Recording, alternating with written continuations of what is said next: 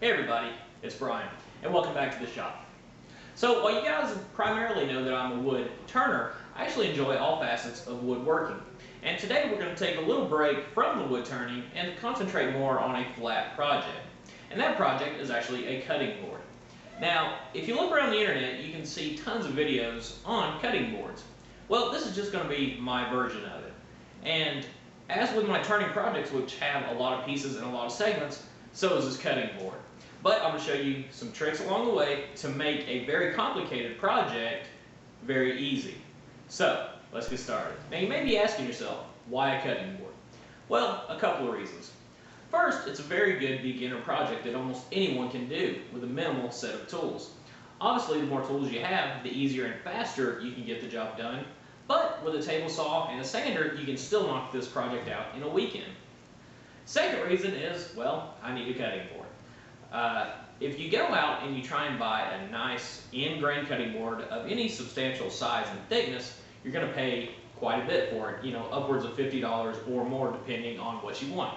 And there is a very limited selection out there. Most of the woods are not what we would consider a quality hardwood. Most of these things are made overseas and they use what they have plentiful over there.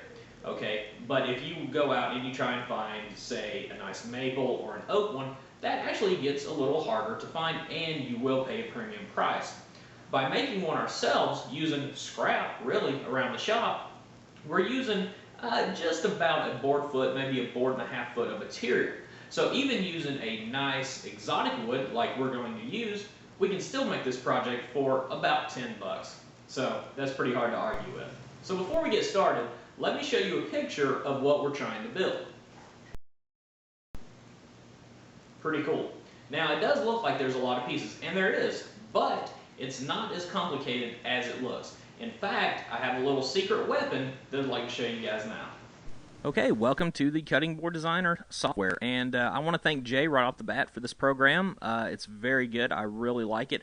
I want to thank him for letting me demonstrate it to everybody out there, and also for making it free for all of us to use. So that's very, very cool. It's a great program. So thanks to him first off. So as you can see, there's a lot of buttons up here, but the easiest way to show you what they do is actually to show you the board that we're going to make, and then we'll discuss the buttons and what they do. So here's kind of a quick rundown of what it looks like, and as you can see, we get two views. We get an edge grain view and also an end grain view. And looking over here, we have basically our cut list, really, and we can see that layer 1 is walnut, and that's 1 inch wide, and purple art 1 inch wide, maple 5/8, and continue on. You can add as many layers as you want, and you can change them in real time and see what it looks like. So if we add 1/2 inch, as you can see, it changes it instantly, as well as if we wanted to change the wood. So we get an instant view. Now, if we look up top here, we can see the thickness, and that is, right now, I've got it set at 0.65, which is 5/8 of an inch. And the reason I did that is because I'm going to start with 3/4 stock, okay? Once I glue these pieces together here, I'm going to have to plane the top and the bottom. So I went ahead and put it at 5/8 just to be safe, and that way I'll know I'll hit that mark after all the planing is done. Length is 24 inches. That's pretty self-explanatory, and the blade kerf is 0.125, and that comes into play here in a minute. So looking over here, if we were to leave it as an end-grain cutting, or excuse me, an edge-grain cutting board, this is basically what it's going to look like. Here's the length, the width of all these added together comes out to 8 5/8, and our thickness would be 5/8 of an inch. Also down here, it adds up the materials list, which the purple art comes out to 0.475, which is 4 3/4. Now, what's cool about this is even though there's 3 different pieces of purple art, what it did was it added those 3 pieces together, plus added that blade kerf in there twice, because we're making 2 cuts to get 3 pieces, and it adds all that together and gives you this number here. Same with the maple, same with the walnut. So it's a pretty cool program. He's really thought of everything here. Okay, now here's where it gets interesting, though. Down here, it shows a view of an end grain cutting board, and as you can see, right now it actually looks the same, except that it's been cross-cut and every layer has been flipped up 90 degrees to expose the end grain. But what makes this program cool is if we come down here and flip every other strip, you can now see a very neat design appear, and that's actually the design we're going for. Now, the ripping thickness, which is right here, is how wide each one of these strips is cut. Okay, that also correlates to the final thickness of our cutting board, and I've got it set at 0.875, which is 7/8 of an inch. So that means when it's all said and done, this cutting board is going to be 7/8 of an inch tall. And of course, you can set that for whatever you want. And by doing that, it will determine what different length you can get. Because remember, we're starting with 24-inch stock. So if we were to say make it 1 1/4 inch tall, well, now we can only get a 10 5/8 inch cutting board. So I'm going to put it back at 7/8, and you can see that our final length is going to be 15 inches long by 8 5/8 wide, which is plenty for me. That's really right where I was wanting to be at. So, that's pretty much it. This is a very cool program.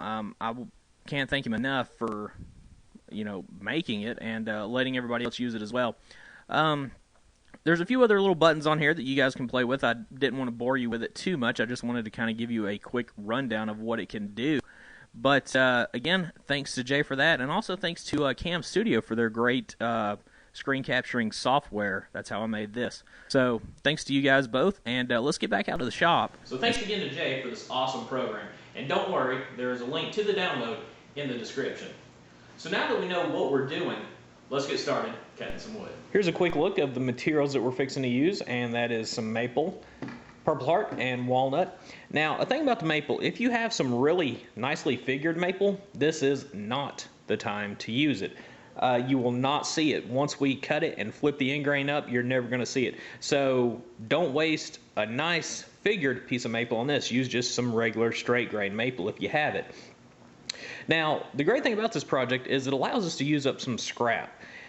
So the maple, as you can see, is actually already planed down to final thickness. Purple Heart, while it's planed, is still 1 inch thick, and the walnut is actually still pretty rough. So we're going to have to mill all this down and get it consistent, but look around your scrap bin and use whatever you guys have laying around. So the first cut we're going to make is going to be on the Purple Heart. And as you recall, it's 4/4 stock, so it's a true 1 inch thick. So if we set our blade and fence to 11/16, that'll give us enough to then plane down to our 5/8 thickness. It'll also then leave us about a 1/4 inch strip on the other side that we can use for other projects, whether it be inlay or veneer strips between layers of segmented bowls. So it's definitely worth the time to set up the bandsaw and make a first cut.